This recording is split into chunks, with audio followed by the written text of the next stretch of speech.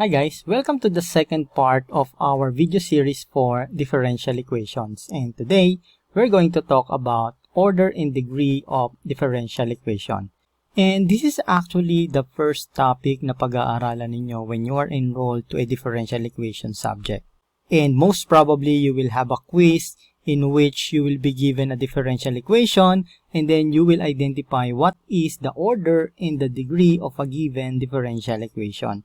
So in order to answer those questions, we need to understand kung ano ba ang order and degree of differential equations. So first, we will be defining kung ano ba yung order and degree of differential equations, and then we're going to answer all this, no? I-check natin kung itong mga given differential equations natin dito, ano yung kanilang order and ano yung kanilang degree. Okay, so sasagutan natin lahat yan isa-isa, okay, on this video. So first, alamin muna natin ano ba tong order of differential equations. So the order of a differential equation is the order of the highest derivative. So ito yung ating keyword dito. Highest derivative, no? Yung order of the highest derivative. So take note muna natin yung definition na yan. And let us read kung ano ba tong degree of a differential equation. So the degree of a differential equation is the power to which the highest order derivative is raised when the differential coefficients are free from radicals and fractions. So, ito naman, ang keyword naman natin dito is yung the power to which the highest order derivative is raised. Okay? So, tandaan natin, yung order of a differential equation is the order of the highest derivative. Ibig sabihin, hahanapin natin yung highest derivative. So, kung ano yung order ng ating highest derivative, yun ang ating order of differential equation. And then, ito naman degree of differential equation. Since nahanap na natin yung highest order derivative, hahanapin naman natin kung ano yung power kung saan naka-raise yung ating highest order derivative, no? So, in order to understand this clearly, let us answer itong ating first given na nandito sa ibaba na itong ating number 1. So, in order to find the order of a differential equation, kailangan nating hanapin yung highest derivative. And then, that will be the order of our differential equation. So, sabi, hanapin daw natin yung highest derivative. Well, dito sa number 1, isa lang naman yung derivative natin, no? Our given is d squared x over dt squared cube plus k squared x is equal to 0. So, as you can see, isa lang naman yung derivative natin dito. And as we have learned sa differential calculus, we know that this is a second derivative. Okay? So, this is a second derivative of x with respect to t. And this is actually what is our order of differential equation. Diba? Kailangan nating hanapin kung ano yung highest derivative natin. So, since dito isa lang yung ating derivative, so we have to check kung ano yung order niya. So, this is a second derivative. So, this is a second order differential equation. So, our order here is second order differential equation. Okay? Now, how are we going to find kung ano yung ating degree of differential equation? So, ang sabi dito, the degree of a differential equation is the power to which the highest order derivative is raised. So, nahanap na natin yung ating highest order derivative, di ba? Which is second derivative, this one, d squared x over dt squared. So, ano raw yung power kung saan naka-raised ang ating highest derivative? So, in here, nakikita natin that it is raised to a power of 3, no? So, we have a cube in here. So, that means this is our degree of differential equation. So, that means this is a third degree differential equation. So, that is how we identify kung ano yung order and degree of our differential equation. However, we have to take note itong nakasulat dito, no? That a differential equation must be a polynomial equation in derivatives. So, like, for example, here we have a polynomial pattern, di ba? So, our differential equation should follow this one. in order to identify kung ano yung degree ng ating differential equation.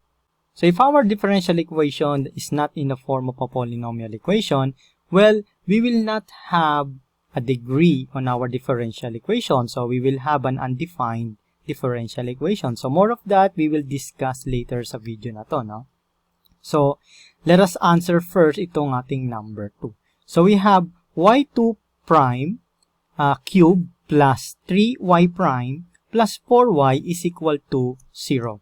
So we already learned that in order to identify kung ano yung order ng ating differential equation, we need to find itong highest derivative natin. So in here we have y2 prime and y prime. So that means we have a second derivative here. So this is our highest derivative, which is second derivative, no? So that means our order here is second order. Okay? This is our highest derivative. So let me note. This is our highest derivative. So that means this is our order. Okay? So let me note that. So this is our order because this has the highest derivative. Ito 1 prime lang. Ito y2 prime. Okay? So what is our degree?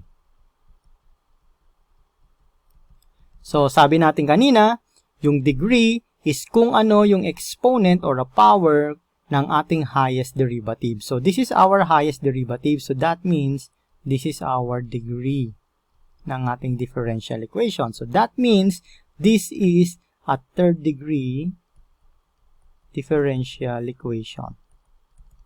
Okay? So madali lang, di ba? Identify. Now let us go to number 3. So in here, meron tayong d cube y over dx cube to the 4th minus 3 dy over dx to the 6th plus 2y is equal to x squared. So, ang una natin gagawin is to find yung ating highest derivative. So, as you can see, meron tayo ditong d cube y over dx cube at meron din tayong dy over dx. So, obviously, our term which is having a highest derivative is ito. Okay? Ito yung ating highest derivative which is d cube y over dx cube. So, we have a cube in here, so we know that this is our order. Okay? So, that means we have here a third order differential equation. So, ano yung ating degree? So, ano yung degree ng ating differential equation dito? So, sabi natin, kung ano yung power kung saan naka-raise yung ating highest derivative. So, this is our highest derivative. So, the exponent here is 4. So, that means this is our degree. So, dapat maging malinaw to, no? Huwag kayong malilito. Dahil kahit mas mataas itong exponent nito, pero dahil exponent siya ng mas mababang derivative, which is only a first derivative, it will not be our degree. Our degree is yung exponent ng ating pinakamataas na derivative. In this case, we have a third order differential equation and it is having a power of 4. So that means we have a fourth degree differential equation. Okay? Alright, so dito na tayo sa number 4. So, we have dy over dx plus sine dy over dx is equal to 0. So, kanina meron tayo ditong note that the differential equation must be a polynomial equation in derivative. So, this is one of the case kung saan we will have an undefined degree. Okay, so isa yan sa dapat ninyong tandaan. If our differential equation is inside the transcendental function, so that will give us an undefined degree. However, bago yan, alamin muna natin ano yung ating order. So, we have dy over dx here and dy over dx here. So, we have a first order differential equation, di ba? So, we have first order differential equation. Now, for the degree, sabi natin kanina, because this is inside a transcendental function, so this is an undefined degree. So, we have an undefined degree. Tatandaan natin yan. If our derivative is inside the transcendental function. But kung ang ating given dito is, let's say, dy over dx plus sine x, okay? So this is okay. We have a first order differential equation and a first degree differential equation. So that will be okay. Kaya lang siya naging undefined because we have our derivative inside ng ating transcendental function, which is sine. Okay? So isa yan sa mga cases kung saan we will have an undefined differential equation. So isa pa sa mga possible na form kung saan hindi tayo magkakaroon ng differential equation is if our derivative is an exponent. For example, we have e to the dy over dx, okay, or e to the y prime. So in here we will also have an undefined degree ng differential equation unless we can still simplify our given equation, ano? So ano pa, for example, if our derivative is inside our radical sign, okay? So katulad nga na sinasabi dito, no, when the differential coefficients are free from radicals and fractions. So that means if we cannot simplify this given here, kung saan ang ating derivative ay is a radicand, so that means we will also have an undefined degree sa ating differential equation. So in here, we have an undefined differential equation because our derivative is inside our transcendental function. Okay, so for number 5, we have y3 prime cube minus 5x y prime to the 4th is equal to e to the x plus 1. So which one is our highest derivative? So obviously this is our highest derivative. So this is our order. Okay, so that means we have third order differential equation. And since it is having a power of 3, it was raised to a power of 3. So therefore, we have our degree of 3. So we have third degree differential equation. Okay, so dito naman tayo. We have x d to the 4th y over dx to the 4th plus 5y d squared y over dx squared minus dy over dx to the 6. So hanapin na natin which is our highest derivative. So dy over dx dito, d squared y over dx squared here. Ito ang ating highest derivative and it is having an order of 4. So we have a fourth order differential equation. So, ano yung degree natin dito? Sabi natin, the degree of our differential equation is yung power kung saan naka-raise yung ating order, no? But in here, we do not have an exponent, so therefore, we have a first degree differential equation. Okay? So, we have first degree dito sa number 6. Now, dito sa number 7, 5d squared y over dx squared plus 3x squared dy over dx minus sin x y. So again, hanapin natin yung ating highest derivative. So this is our highest derivative. So this is our order ng ating differential equation. So we have a second order differential equation. Okay? So meron tayong sin x dito, but this is okay, no? Kasi wala naman tayong differential or derivative sa loob ng ating transcendental function. So we have here our degree. So again, it is not raised to any power. So that means we have a first degree differential equation. Number 8, we have 3t squared times dy over dt cubed minus sin t d squared y over dt squared to the 6. So saan yung ating highest derivative? So this is our highest derivative, which is a second derivative. So this will be our order. Okay, so our order is a second order differential equation. So ano yung ating degree? Our degree is the power which our highest derivative is raised. So in this case, it is raised to 6. Okay, so we have 6th degree differential equation. So dito tayo sa number 9. So in our number 9, 3t squared d cubed y over dt cubed minus sin t times d squared y over dt squared to the 6. Okay, so ano yung ating order dito? So, para makuha natin yung order, hanapin natin yung highest derivative natin. In this case, our highest derivative is here, which is a third derivative. Ito, second derivative lang. So, this is our order. So, we have a third order differential equation. So, what is our degree?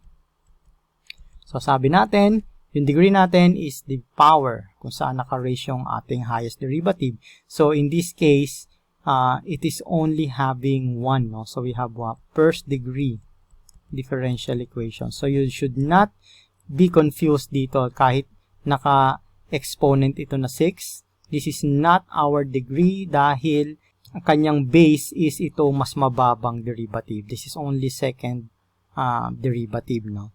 So, number 10. We have x squared plus y squared dx plus 2xy dy is equal to 0. So if you have a problem like this, first we need to build our, or to complete our derivative. So our derivative is dy over dx. So our unknown function is y and our independent variable is yung itong x natin. So that means we should express this in dy over dx. And how are we going to do that? We need to have dy over dx. So we need to divide our dy by dx. Okay, so let us divide the whole equation by 1 over dx. Para kapag dinistribute natin, we will have dy over dx in here. Okay, so we have x squared plus y squared dx divided by dx, because we divide by dx, so lahat ng term natin will be divided by dx, plus 2xy dy over dx. Okay, so this is equal to 0 because 1 over dx times 0 is still 0. In here, our dx will be cancelled out. No? So ano yung mangyayari sa ating equation? We will have x squared plus y squared plus 2xy dy over dx is equal to 0. Okay, so in here, what is our order and degree? So, ano yung ating order and ano yung ating degree ng differential equation? So, as you can see, this is our derivative here. Okay, and this is only a first derivative. So, this is our order of derivative dito sa ating given. So, this is a first order differential equation. And ano yung kanyang degree? It is also having only 1. No? So, we have first degree differential equation. Okay, so, ganyan lang gagawin natin kapag naka-encounter kayo ng ganyan. Nakahiwala yung dx sa dy. Now, we have this one in here. Sabi natin, you will have an undefined differential equation kapag it is inside our radical sign. So that means we need to simplify this one. Okay? So how are we going to simplify this? We need to square both sides, diba? So we are going to square this and we are going to square this. Okay, so after squaring both sides, mawawala na itong square root sign natin dito, ano yung ating radical. So, we will have dy over dx squared plus 3y is equal to d cube y over dx cube squared. Okay, because we squared both sides. So, makikita ninyo, wala na yung ating radical sign. And we need to take note of that because dito nga sa ating definition, in order to get the degree of our differential equation, this rule will follow only if the differential coefficients are free from radicals and fraction. Kaya inalis natin yung fraction, no, or radical. We need to simplify our differential equation. So now, we need to know ano yung order and degree ng ating differential equation. Okay, so in order to get the order of our differential equation, we need to find our highest derivative. In this case, ito yung ating highest derivative. Now, we have a third derivative in here. Ito naman is first derivative lang. So, that means this is our order ng ating differential equation. So, this is a third derivative. So, we have third order differential equation. So, what is our degree? Again, yung power kung saan naka-raise yung ating highest derivative. And in this case, we have squared, no? We have 2. So, that means this is a second degree differential equation. Alright, so dito na tayo ngayon sa ating problem number 12.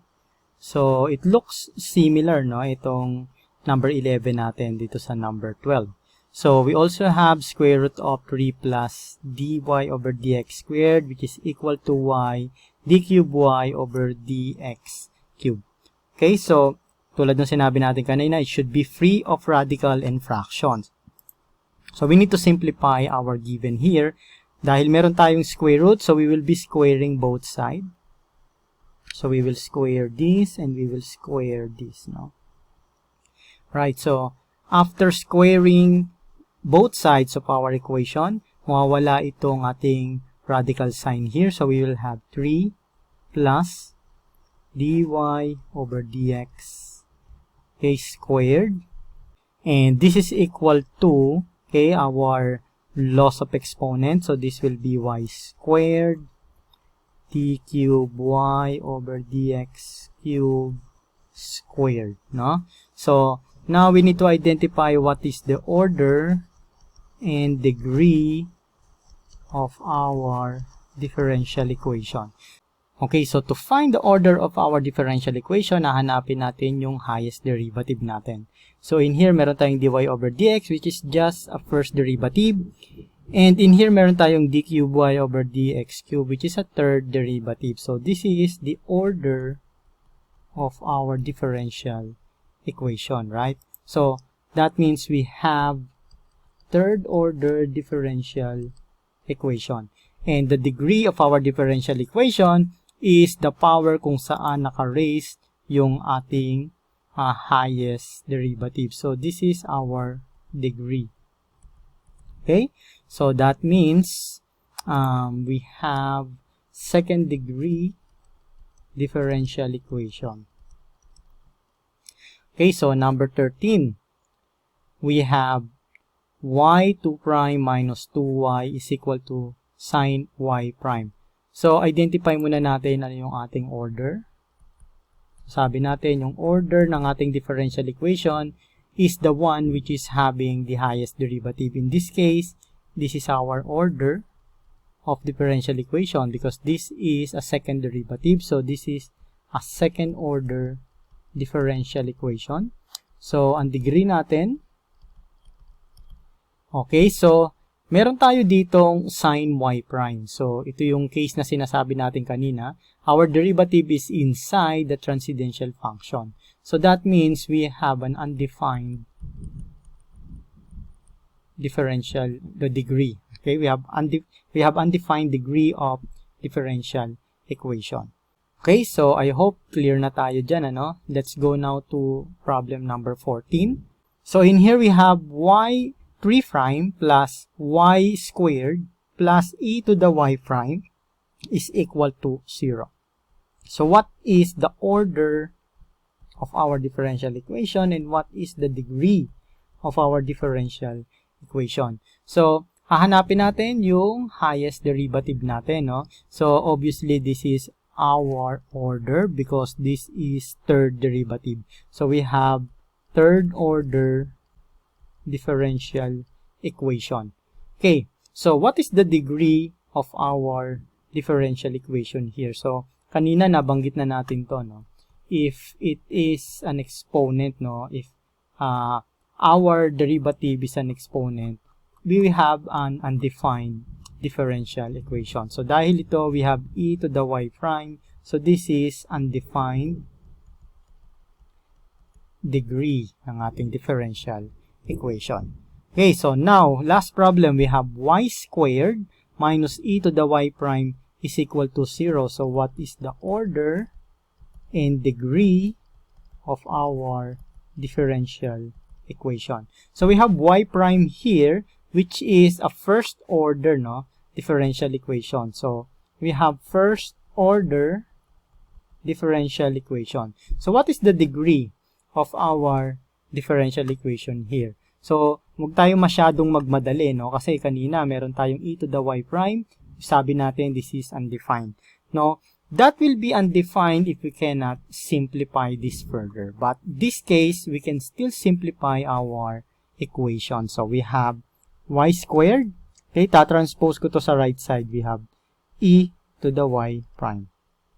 Now, I will take the ln of both sides. So I will have ln y squared is equal to ln e y prime.